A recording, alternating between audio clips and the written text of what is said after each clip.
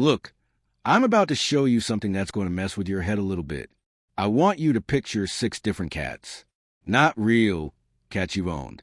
Just archetypes, personalities, and whichever cat you feel most drawn to, whichever one makes you go, yeah, that one, that's going to reveal your emotional survival mode, the psychological pattern you developed, probably in childhood, to protect yourself from pain. And here's the wild part. You're still running that same program. Right now, in your relationships, in your work, in every decision you make. Carl Jung called these survival patterns our shadow adaptations. The masks we wear, the strategies we deploy, the versions of ourselves we become when we feel threatened. And most people have no idea they're even doing it. They think this is just who they are, but it's not. It's who you became to survive. And that cat you're about to choose is going to show you exactly which survival mode has been running your life without your permission. Before we dive in, do me a favor. Hit that like button, subscribe to this channel, and drop a comment with just the cat you choose. The aloof cat, the clingy cat, the aggressive cat, the hiding cat, the playful cat, or the watchful cat, just a cat. Because by the end of this, you're going to understand why you picked that specific one. And it's going to hit different than you expect. Here's how this works. I'm going to describe 6 cats, 6 distinct personalities, and one of them is going to resonate with you on a level that's almost uncomfortable. That's the one. That's your survival mode. Don't overthink it. Don't pick the one you think makes you look good. Pick the one that feels like it's staring into your soul, because that's exactly what it's doing. Let's start with the aloof cat. You know this one. The cat that doesn't need you, doesn't want your attention, barely acknowledges your existence. It eats when it wants, sleeps where it wants, comes and goes without explanation. You could be gone for a week, and this cat wouldn't care. It's independent, self-sufficient, cool, detached. And if you felt drawn to this cat, if something in you went, yeah, that's the one, then your emotional survival mode is avoidance. Here's what that means. At some point, probably when you were young, you learned that needing people was dangerous. Maybe your needs weren't met. Maybe the people who were supposed to care for you were inconsistent. Here one day, gone the next. Loving one moment, cold the next. And your nervous system made a decision. It said, okay, we can't rely on anyone. We're on our own. And so you became the aloof cat. You pride yourself on your independence. You don't need anyone. You handle your own problems. You're fine alone. In fact, you prefer it. People are complicated, messy, unreliable, so you keep them at arm's length. You let them in just enough to not seem totally closed off, but never enough that losing them would actually hurt. And here's the thing. This worked. This survival mode protected you. It kept you safe from the pain of abandonment because you never fully attached in the first place. You can't lose someone you never really let in. But here's the cost. You're lonely, not in an obvious way. You're not sitting around crying about it. But there's a hollowness, a sense that you're going through life behind glass, watching everyone else connect while you stay just out of reach. The aloof cat survival mode tells you that independence is strength, that needing people is weakness, that the safest way to live is to not need anyone for anything. But that's not strength. That's protection. And the walls that keep pain out also keep love out. You're so scared of being hurt that you've made yourself untouchable. And untouchable sounds powerful until you realize it also means unloved. Not because you're unlovable, but because you won't let anyone close enough to actually love you. Let's talk about the clingy cat. This is the cat that follows you everywhere. Meows constantly. Needs to be on your lap. In your face. Can't be alone for 5 minutes without having a meltdown. This cat's entire emotional state depends on your presence. And if you chose this cat, if something about that neediness felt familiar, then your survival mode is anxious attachment. Here's what happened to you. When you were young, love was inconsistent. Sometimes it was there. Sometimes it wasn't. You never knew which version of your caregiver you were going to get. So your nervous system stayed on high alert. It learned that if you're not constantly monitoring, constantly checking, constantly making sure the person is still there and still okay with you, they might leave. And so you became the clingy cat. You need reassurance. Constantly. You need to know where your partner is, what they're thinking, if they're mad at you, if they still love you. And it's exhausting, for you and for them, because the anxiety never stops. You can get reassurance 100 times, and it only lasts until the next moment of doubt, which is usually about 5 minutes later. People tell you you're too much, too needy, too intense, and you know they're right, but you can't stop, because underneath all of that clinginess is a terror so deep you can't even look at it. The terror that if you're not constantly holding on, constantly making yourself necessary, constantly proving your worth, people will realize they don't actually need you and they'll leave, just like you've always feared they would. The Clingy Cat survival mode tells you that love requires constant work, constant vigilance, constant proof, that if you relax for even a second, it'll all fall apart. But that's not love. That's anxiety. And the thing you're so scared of losing, connection, you're actually destroying it by gripping so tight that people can't breathe around you. Now, we need to talk about the aggressive cat. This is the cat that hisses, scratches, attacks without warning. You reach out to pet it, and it swipes at you. This cat doesn't trust anyone, doesn't let anyone close. And if you get too close anyway, it'll make you regret it. If this cat felt like you, if that defensive aggression resonated, then your survival mode is fight. Here's your story. You got hurt, badly, maybe once, maybe repeatedly, and you made a decision that you were never going to be the victim again, never going to be the one who gets hurt, never going to be vulnerable. So you became the aggressive cat. You attack first. You're defensive before anyone even does anything. You interpret neutral actions as threats, and you respond with disproportionate force. People say you're difficult, confrontational, always ready for a fight. And you are, because in your mind, the world is full of people trying to hurt you, trying to take advantage of you, trying to make you the victim again. So you bare your claws, you hiss, you make it very clear that you're not someone to mess with. And it works. People leave you alone, which is exactly what you want, and exactly what's destroying you. The aggressive cat survival mode tells you that offense is the best defense. That if you're scary enough, mean enough, aggressive enough, no one will dare hurt you. But here's the problem. You're so busy protecting yourself that you're attacking people who were never going to hurt you in the first place. You're destroying connections before they even have a chance to form, because you're not actually reading the situation. You're reacting to old wounds, fighting ghosts. And the cruelest part is this. The aggression that's supposed to protect you is actually proving your deepest fear right. You're scared people will hurt you, so you hurt them first, and then they leave. And you tell yourself, see, I knew they'd leave. I knew they hurt me. But they didn't leave because they wanted to hurt you. They left because you hurt them. And you can't see the difference anymore because your survival mode has been running so long it's all you know. Let's shift to the hiding cat. This is the cat that lives on the bed, in the closet, behind the couch. You barely see it. It only comes out when it's absolutely sure no one's around. It's terrified of everything, every noise, every movement, every new person. And if this cat felt like home to you, then your survival mode is freeze. Here's what this means. At some point, you learned that the safest way to survive was to disappear, to be invisible, to not make waves, to not draw attention, because attention was dangerous. Maybe you grew up in chaos. Maybe there was violence or addiction or instability. And you learned that the kids who stayed quiet, who stayed hidden, who didn't cause problems, those were the kids who survived. So you became the hiding cat. You shrink. You minimize yourself. You make yourself as small and unobtrusive as possible. You don't share your opinions. You don't express your needs. You don't take up space. Because taking up space feels dangerous. Like someone's going to notice you and hurt you. So you stay hidden. You stay quiet. You stay safe. Except you're not safe. You're imprisoned. You're living a half-life where you never fully show up, never fully participate, never fully exist. You're watching life happen to other people while you stay in the shadows. And you tell yourself it's fine, that you're just shy, just introverted, just someone who prefers to observe. But that's not the truth. The truth is you're terrified.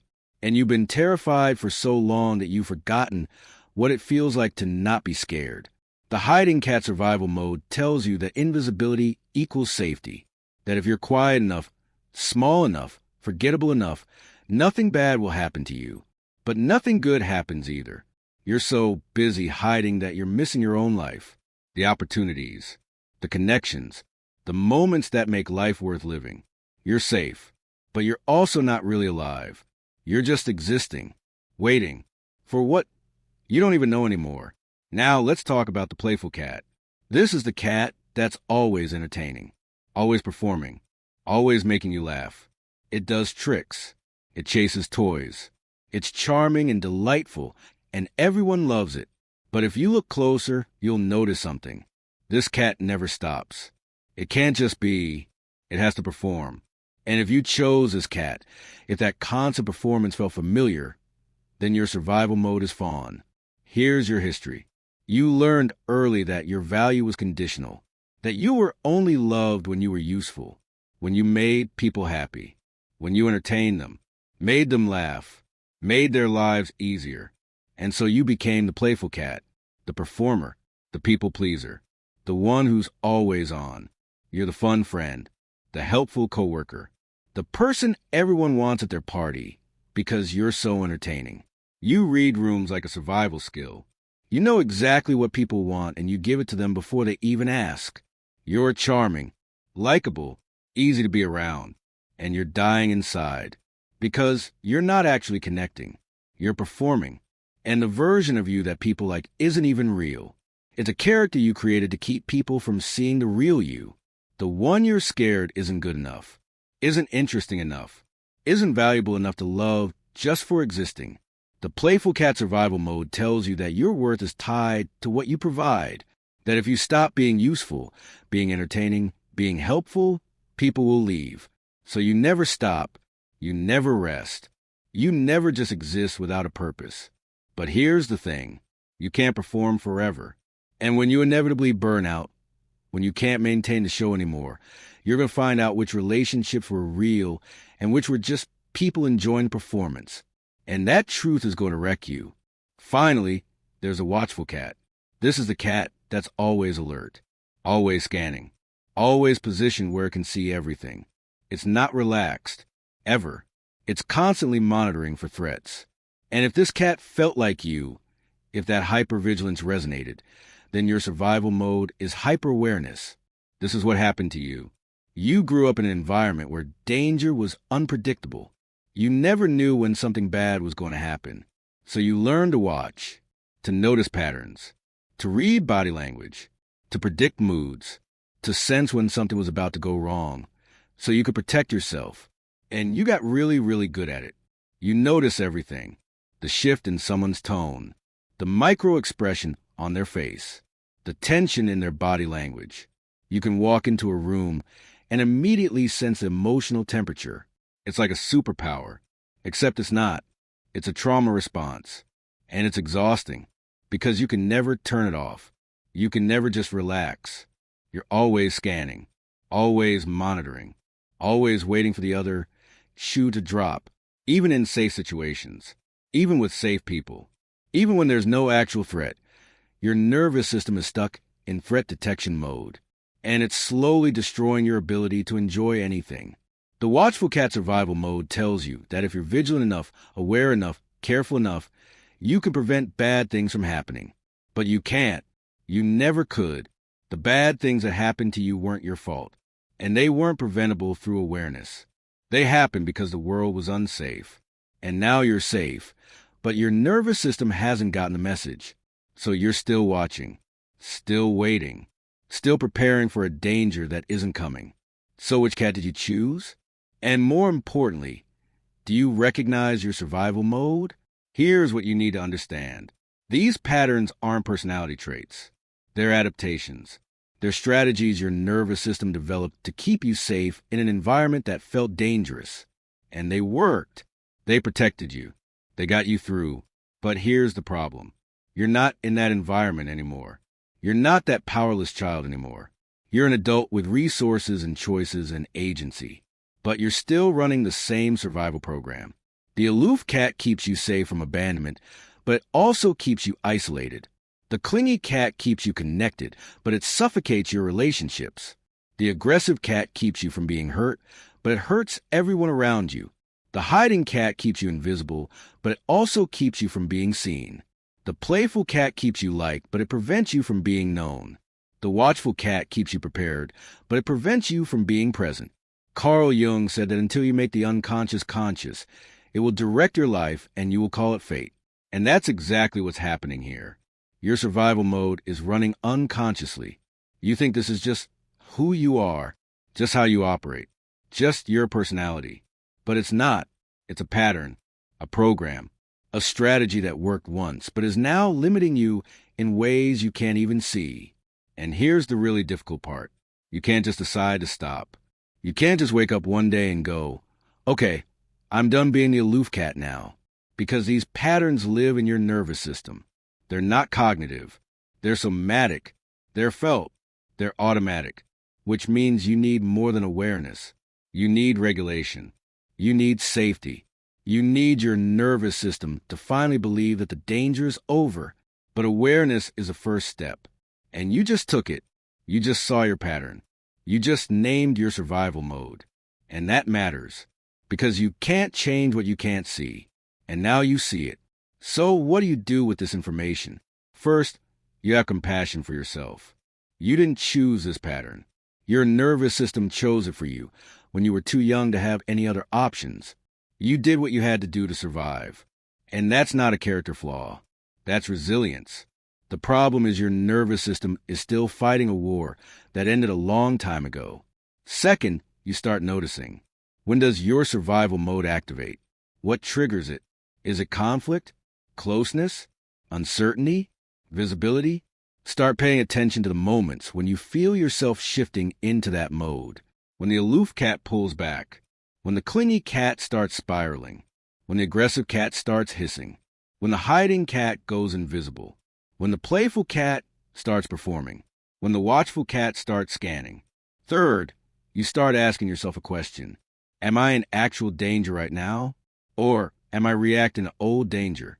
Because most of the time, you're not actually in danger. You're just triggered. Your nervous system is reacting to something that reminds it of past danger. But the present moment is safe. The person in front of you is safe. The situation is safe. Your survival mode just can't tell the difference yet. And finally, you start practicing new responses. Small ones. Tiny experiments. If you're the aloof cat, you practice letting someone in just a little bit more. If you're the clingy cat, you practice sitting with anxiety instead of immediately reaching for reassurance. If you're the aggressive cat, you practice responding instead of reacting. If you're the hiding cat, you practice taking up just slightly more space. If you're the playful cat, you practice just being instead of performing. If you're the watchful cat, you practice grounding instead of scanning. None of this is easy. None of this happens quickly. You've been running this pattern for years, maybe decades. Your nervous system is deeply convinced that the survival mode is necessary. So changing it requires patience, repetition, safety, and probably support, therapy, somatic work, nervous system regulation. Whatever it takes to convince your body that it's finally safe to let the old pattern go. But it's possible. You're not stuck as the cat you chose. You're not doomed to run the survival mode forever. You can heal. You can integrate. You can develop new patterns that aren't based on old wounds. But first, you have to see the wound. You have to recognize the pattern. You have to acknowledge that the way you've been surviving isn't the same as actually living. Drop your cat in the comments right now. And if you're brave enough, tell me if this description hit closer to home than you expected. Because the most powerful thing you can do is name your pattern. Say it out loud. Acknowledge it, not to shame yourself, but to free yourself. Because you can't change what you won't acknowledge. And you've been running from this acknowledgement for a long time. Subscribe if you want more content that goes this deep.